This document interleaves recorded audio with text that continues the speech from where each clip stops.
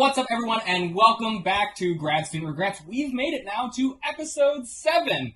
Don't network, build a community. I'm Nick. I'm Shane. I'm Krithi. I'm Emily. And this is Ivy. Now, you probably noticed, we did have a new guest star come up. Hi. Hello. Want to introduce yourself?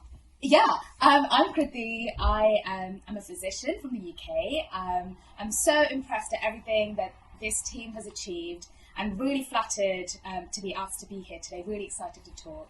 I am Tamil, a Tamil woman, first generation immigrant many, many times over. Grew up in the UK since the age of 11. That's why I talk like this. But I used to have an American accent because I watched a lot of Disney Channel. My work at the Chan School focuses on anti-racism, particularly within the National Health Service in the UK. And along the way, I've had to unlearn so much and then learn with my new communities. So, But you come from a lot of different communities, right? I mean, like, you lived in multiple places throughout the world, not just in the UK. Mm-hmm. This is really interesting because my community identity intersects in a lot of helpful and problematic ways. So I'm a Tamil woman, but I'm of an upper caste, so I'm Brahmin. And that brings an interesting dynamic to the whole community thing, right? Because casteism is propagated across the Indian diaspora, no matter where we go. And then my community is also stuff that I've discovered about myself along the way. You don't... there are identities like, oh, I didn't realize being a first-gen university goer was an identity, and then you can build a community around that. But then you discover people who have, who relate to you and who can help you grow and nurture. So yeah, I think I have had maybe some preset identities, which have maybe defined some communities, but the ones that I found most rewarding are communities that I identify for myself.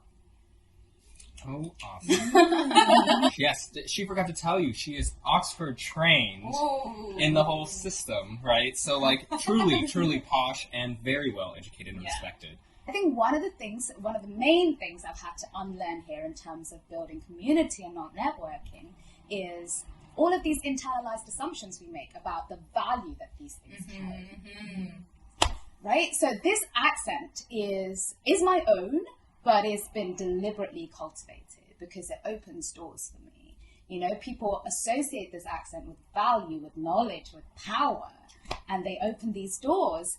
And I'm just like, well, how do we unlearn that? How do we say, because my main problem with networking is that it says there is one type of knowledge, there is one type of value, there is one type of worth.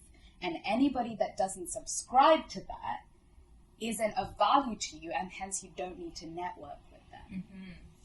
Right? And actually the reason that I consider these folks community is because they don't hang out with me because I went to Oxford, or because I have wisdom, or because I am well spoken or have this knowledge. It's because of the fact that we recognize that there is so much more that we have to give that doesn't subscribe to these. Networking has seemed to have a negative connotation, or at least one here that I've discovered. In the past, it's always been just a drag. Everybody's like, oh, I don't want to do this. But Krithi, we chose her today because she is one of the most outspoken people about it. We have had long debates where several women in this group here want to fight me on this. So I'll give in. Oh, let's do it. So the first question is, what's wrong with networking? Why do you have issues with it? Other than, people just want to use you. I'm going to kick it Other to my than that? sisters. Other than people just want to use you?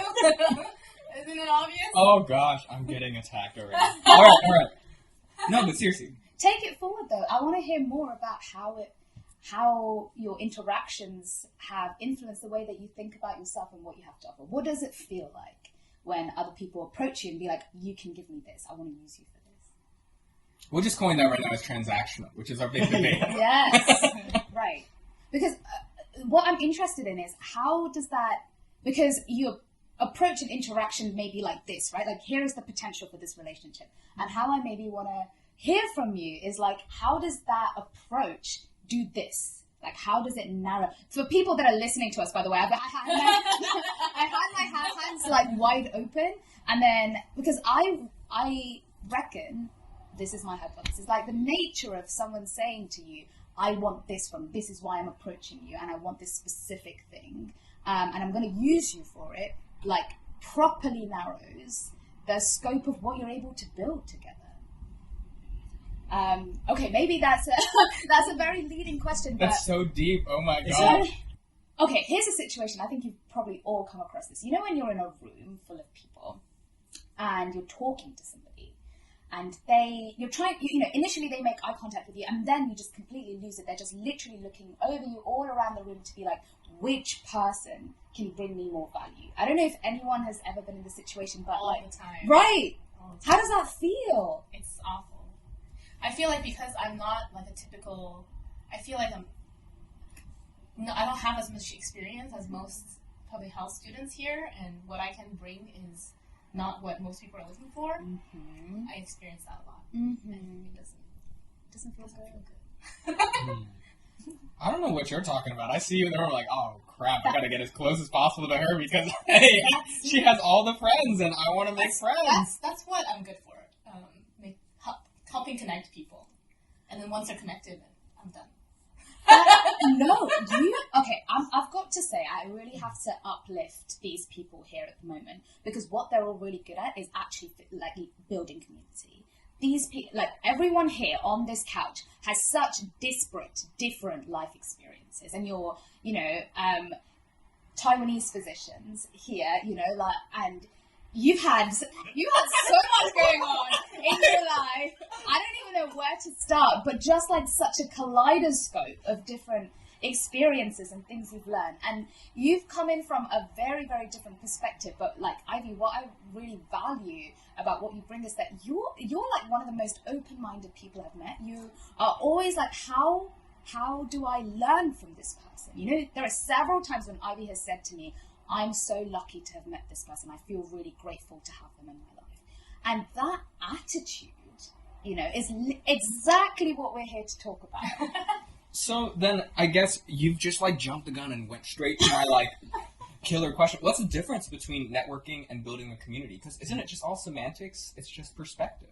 What I think about with community is recognizing what value you have in non-traditional spaces, which have been like historically been devalued, and for example, if I say like non-physician spaces, I think that's like a very big thing, especially in the public health, or like spaces where people haven't like done like this fellowship, that fellowship, I went abroad to do this, that, and I think community is really about recognizing the value created in those spaces and uplifting that value, but also having the attitude being like, I want to learn. Like, I want to, not to get, that's a very different thing. Like, I want to learn and then, propagate, pay it forward all the time. Like, pay forward the uplifting, pay forward the connecting, connecting people, pay forward the inspiration, and that's what I think. Whereas networking is, for me, like a way of reinforcing power hierarchies. You're like, there is all of this knowledge, all of this value, all of this worth that is concentrated, let's be honest, among like white supremacist, cis heteropatriarchal structures, and I'm gonna, from these levels, gonna try and link up with someone up there, and I'm gonna get there, and I'm gonna try and stay there. Right? That is like, never thought about it that way. and it just reinforces the power hierarchies again and again and again. That's true. Yeah, so you say networking is, you're trying to get something from people that are quote unquote higher in the hierarchy, but community is more about sharing equally with each other, learning from each other, right? Exactly. I think you use a word that's very interesting, is inspiration. You got inspiration from the people with you. You want to build a community. And I think that's reciprocal. You have to give and the other one has to give back. So you can build a community together. Do you think there is a tip to build a community together? So for example, you want to build a community with these people, but they only try to network or like make use of you. How can you make change in this situation? This dynamic? Oh. Okay, one thing I've realized is that life is too short. Okay, if people want to interact with you in very transactional, extractive, exploitative ways, you've really got to ask yourself, why am I pursuing this? Because there is so much value and worth in community that loves you, that nurtures you. Anyway, like, why are you going after these people? It's like, that's the first question I ask.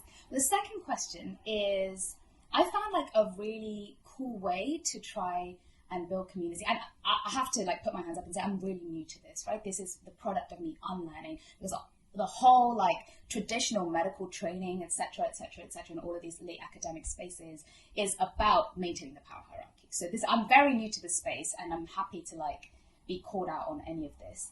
But I've really found what's effective is to, when you're talking to a person, maybe like demonstrate what you've learned from them, or something you appreciate about them that they don't put forward, right? Like there are certain things that people are like, this is what I want you to see my value as. This is what I want you to see my worth as. And then you look at that person and be like, actually, like maybe, but this is what I really value in you. You know, when you see something about their strengths that maybe they haven't lifted up themselves, they're just like, oh wow, like this person is seeing me. And this person is recognizing that I am more than what I'm able to, like they're really listening. So as an example, I think like one of the coolest things about Emily is that she really, really sees people. She like every single time really sees people. Yes. Really sees people. You like have come up to me several times, and you'll remember our past conversations, and you'll be like, oh hey, I've thought about this. Or hey, like this other thing you said reminded me of this. And I was like, Really? right. And like in that way, that is so effective. It's totally true. It's not the first time that someone said that. I believe it too. You have this really special skill. It's very important to say that like you have, there is intentionality behind this. This is not just like, oh, Emily's a nice, kind person. Like she's intentional and puts labor and effort into listening to people and really thinking about what you've like gained from that. Like, no, the word gain, but you know what I mean. Like what you've like absorbed from that interaction. Yeah, but maybe it's my personal characteristics that I usually listen to others people instead of talking for my own self. So maybe I try to active listening why they talk this topic and what's the intention behind them. Because your background came from India, you went to UK. Does it form your way to think to build a community instead of networking? Is it from your culture, or because how does it all came along?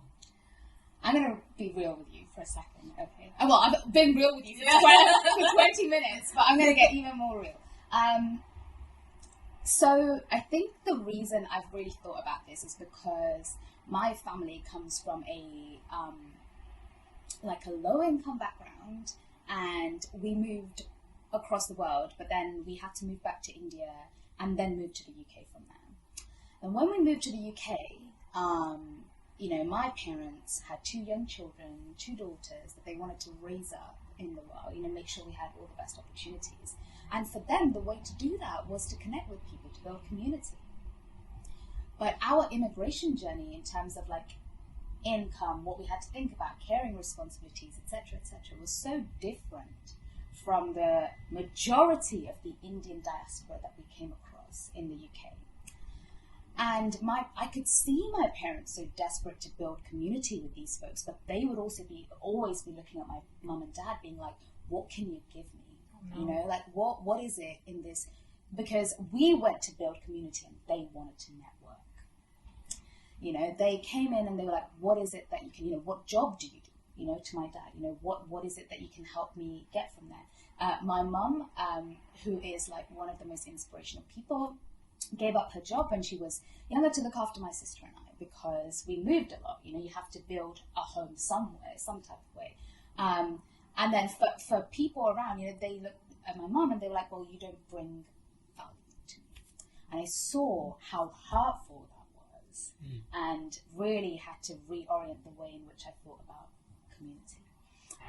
But I have to say, it's not just about, this isn't just like hurt-centered, right? This isn't just, building community isn't just about preventing damage to oneself or making oneself feel good. There are like tangible, real life benefits for all of those listeners who are being like, okay, this is all great, but this sounds like a bit like a self-care circle. I want some real tips for my career. How is this going to help me get ahead? Because this is grad student regrets. There are grad students listening to this who don't want to have regrets about like what they go on to do. So, okay, for grad students who are listening or non-grad students who are listening, these are the things that I think that building community can offer you above and beyond networking. Okay, the first thing is it stops you being insecure, right? Like when you're always focusing on what to network, to be like, I don't have this thing, I'm gonna have to go out and reach out to somebody else and I need them to give it to me, please. You know, you're super insecure. You know, you're putting yourself on the bottom end of a power dynamic in that situation there. And that leaves you open to exploitation. How many people here have taken on projects, research projects or some other projects, in the hope that situation is going to give you a networking opportunity? And how much have you been exploited? Gosh, right? Don't even start. Don't even start the trauma. We've talked about this, you know, so networking is, for me, a way in which people at the top of the power hierarchy, they're just like, you know, you'll get this. I'll give you this if only you do this for me. It is exploitative. So if you want to stop yourself being exploited, grad students, you need to stop thinking about networking. You know, you need to be about, I have, you know, intrinsic value in myself that I can bring to this space, and I want somebody to co-learn with, to co-create with, you know, to build mutual respect. I think the second thing it can do for you, it actually genuinely makes you a cooler person to be around, right? People want to be around that energy when you try and build community, and you will see that. And the third thing is networking you do because you think there is this thing I'm lacking and I need to get it in order to obtain some kind of success, okay? But there are so many, and this is what I'm learning, so many unknown unknowns. You don't even know what you don't know and the things that will help you. Mm-hmm. When you're being so like transactional, being like, this is the specific thing I need to get in order to like be where I need to be, you are losing track of all of the things that you could be thinking about. You know, you are shutting yourself down, and you're not allowing yourself to explore all of these different opportunities. I genuinely believe that this is not something that I'm trying to be like, I think we should all help ourselves feel a bit better about ourselves. I genuinely think for the grad student journey, or for anybody who's trying to make it, quote unquote, networking is antithetical to opening your horizons. So well spoken. Wow. You know, I think it's a lot to do with the systems that we live in. Because, like, if you want to go to med school, you want to go to law school, the first thing that I've been trained to think about is when I walk into a class, is this professor going to be somebody I can ask for a letter of rec? Is this professor going to help open my doors in? Is this project going to get me to where I need to be? And that's been, like, the biggest revelation for me in grad school. I now have to really fight with that urge. Like, I still had that urge the other day. I've got a meeting with this professor. Can they help me with X, Y, and Z? And I'm always trying to think, like, what new skill, what new value I can bring. And it's so frustrating to me that I need to shift away from that. I'm spending too much time and energy stressing about the wrong things. Mm-hmm. I will say, I want to validate you there and just say, we don't live in a vacuum. We don't live in a utopia. And sometimes, in order to have doors open to you within certain systems, you need to jump certain hoops. Okay, I'm not going to downplay here the role of making connections with people like professors for letters of recommendation. What I'm saying is that's like writing the MCAT. Okay, that's like jumping a hoop. I don't want to pursue that kind of relationship building apart from in that very specific scenario. I think there is a role. We can't lie to ourselves here. You know, we cannot. When I wanted to apply to this program, I approached a mentor of mine who is really giving. She really believes in me. And I said, will you write me a letter of recommendation for Harvard? And she said, Krithi, yeah, of course, I'd be really happy to, but I'm going to ask this other person who is much better known to write you this letter of recommendation. I'm going to talk to them for you because these things have impact. So there you see like two conflicting things. You see the fact that I built community with this mentor. You know, I wasn't just with her saying, this is what I want to get from you and I'm going to leave you at that. But building that community allowed her to help me jump that hoop. Yeah. And I those are two different things for me. Okay, the hoops need to be jumped, and you've just got to do it. But your community can help you jump those hoops. They're not mutually exclusive. I feel like community is a small portion of relationships that you can have within the bigger circle of networking. It's something that's much more valuable, but it has networking elements in it too. Exactly. What I'm like really, you know, like the title of this podcast, I just really, as in like build community, don't network. The don't network part specifically for me applies to do not pursue this as your main type of interaction and relationship building. Yeah. You know, because of those three things I just like talked about before. You know, if you pursue networking as your main type of relationship building at grad school or whatever spaces you're in, you're not going to get those three things. But there are some specific things, because of the structures that we live in, that you need somebody who is high up to do for you. Mm-hmm. I feel like networking is very superficial from your sharing. Community is deeper. So it's like you can only gain little thing if you want to build a network. But there are other aspects you can learn from these people. And how to do that is to build a community, because there are other values that didn't show up in the first place. It's beyond what people achieve. 100%. So, Krithi, do you have any regrets about grad school?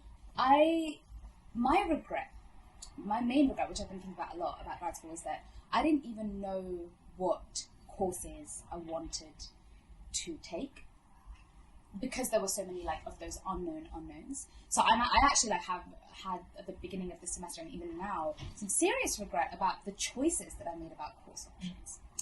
And the way I could have prevented that is by talking to my community and asking them, you know, and just talking to them about my interests. I specifically mean not just your faculty mentors. Like, we're doing the thinking on the ground level about the things that we want to achieve and how we want to go about them and how that looks in the contemporary context in real life.